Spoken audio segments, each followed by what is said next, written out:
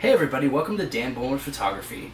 This week we're going to be talking about a pretty interesting film stock, Kodak Ektar 100. Yes, the first cut should be the deepest, to penetrate beyond the muscle walls in the reach. First you was icing me, and that with the staring at the speakers. Heard the rhyme head high with the staring at your sneakers. So in last week's episode we talked about E6 color slide film. And I thought that this would be a really good tie-in to Kodak Ektar 100 because in a lot of ways it's a film that is similar to slide film. So Ektar was first released by Kodak in 1989 as an attempt to create a very ultra-fine grain color negative film that would behave a bit like slide film and would give you some very vibrant colors. But it only lasted for about 5 years. They discontinued it in 1994 due to low demand. But in 2008 they relaunched the film and they're still producing it today. So you can find Ektar all over the market. You can buy it online, in local camera stores. It's pretty easy to find and it's a fairly cheap film when you compare it to slide film. It's about $7 or $8 a roll compared to 10 or 11 for slide film. Kodak Ektar 100 is a color negative film. It's not a slide film. So when you shoot an image you get a negative rather than a positive. And that's something that we talked about a bit last week. So there are several characteristics of Kodak Ektar that are very similar to slide film that you can find on the market today, like Fuji Provia or Fuji Velvia. It's, for starters, it's a very slow speed film, so it has an ISO of 100. So it's really good for daytime shooting, but if you're going to do anything in the nighttime or in low light, you're probably going to need to use a flash or a longer exposure, which you'll need a tripod for. But in addition to the low speed, it's also very fine grain, like we've talked about. So it's not going to be as grainy as something like Kodak Portra or other color negative films that show a very visible grain structure. So with Kodak Ektar, you can get some pretty crisp looking images. Also, Kodak Ektar is available in a variety of formats. You can find it in 35mm, you can find it in medium format, you can find it even in 4x5 and 8x10 sheet film. So it's a pretty good color film that you can find across a variety of formats. Now, one of the things that I really love about Kodak Ektar is that it gives you very rich saturated colors. The colors are very vibrant. And so this makes it really great for shooting landscapes, especially scenes that have a lot of blue or red in them. It really punches up colors.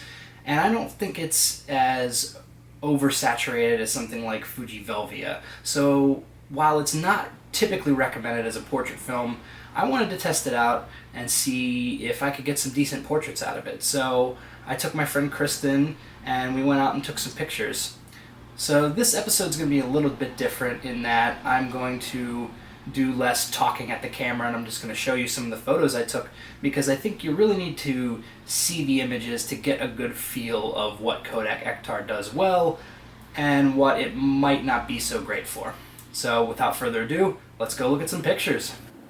Okay, so this is a portrait of my friend Kristen and I really like this photo, but you might notice that there's something a little off about it. There's kind of a green cast to the whole image, and this is something you're going to find a lot with color negative film, is that when you bring it into the scanner and scan it into your computer, that there's often weird color casts. So whenever you're scanning film, or even if you're getting film scans back from the lab you're using, you're going to have to go into a program like Lightroom or Photoshop and do some color correction. So this is the color corrected image, and as you can see, it looks a lot better. You really notice, especially if you look at her face or the brick on the wall or in the background, that the green cast is gone. Now, there is sort of a pinkish cast on her face, and that's due mostly to the saturation of the film. And again, that's why a lot of people don't recommend Kodak Ektar as a portrait film, is because it really saturates skin tones, especially lighter skin tones. But there is a way that you can sort of compensate for that, and that's by overexposing the film. So this is another portrait of Kristen, and as you can see, her complexion looks a lot better here. This looks a lot more realistic. Now, once again, this is the first scan right off the scanner, so there's that green cast again. But once I color correct the image, this is a great shot. I think her complexion looks very realistic and good and lifelike, and there's not oversaturation in her cheeks or anything like that. I think this looks very realistic. So I think you can get some really great portraits with Kodak Ektar, and if you shoot it the right way. Now, if you're shooting and taking photos of someone who has a darker complexion, you may have to tweak things in a little bit of a different way. So your mileage may vary, but I wouldn't shy away from Ektar as a good portrait film. I think it's an option that you can get some pretty interesting results from. Now, it's obviously not the first choice that I would recommend. I think that there are definitely other color films that do a better job of taking portraits.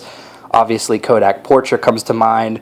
I also really like Fuji Provia, which is a slide film. But I don't think we should be afraid to use Ektar as a portrait film. This last image here it just cracks me up. I told her to make a serious face, and yeah, I think you nailed it, Kristen.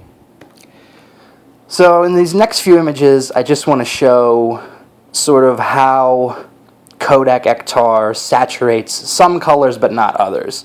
So this is a picture of a sign on the campus of the school I go to. And as you can see, the flowers in the foreground, the roses that are out of focus, the reds there are very saturated. And the blue of the sign is also kind of saturated too. That's more of a realistic look. That's kind of what the sign looks like in real life, but it does punch up the colors just a little bit.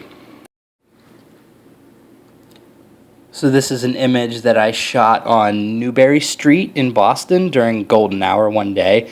And you can see a little bit of lens flare in the bottom there. But I really like this photo just mainly because of how the colors turned out. It's not a fantastic photo. It's really just somebody crossing a street. But if you look at the sun in the background or the sun shining on the buildings, I think it really gets a really interesting color, and I think you can get some really beautiful shots when you're shooting Ektar. If you're doing street photography or landscapes or cityscapes, anything like that, you can get some really great colors out of it. So this is also on Newberry Street, and I think Ektar really shines when you're taking photos of things that are red. It really punches up reds in a way that is very saturated and noticeable, but I don't think it's overwhelming. That's just personal taste. Some people might think that this is like way over the top, and obviously, like if you look at this person's coat or the car they're walking towards in this image, the reds really, really stand out.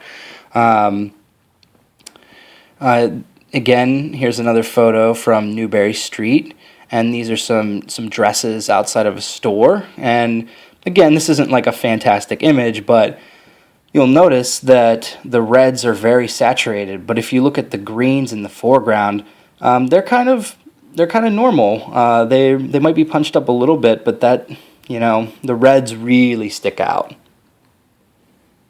This is outside the Boston Public Library. This is in the Brookline Village T station after we had a snowstorm. And again, there's some green in this image, but that's really what the color of the sign is. That's what it looks like in real life. And I think if you took a photo of this using a film like Kodak Portrait, that you would get a very similar color. So Kodak Ektar might not be for everybody, and it's not right for all occasions, but if you love color film photography, I think it's definitely a film worth shooting. So if you've never shot Kodak Ektar before, I highly recommend going and picking up a roll and taking a few shots and seeing what you think. So next week, stay tuned. We're going to be talking about Kodak Vision 3 motion picture film for still photographers. Until next time, this is Dan Bullman Photography.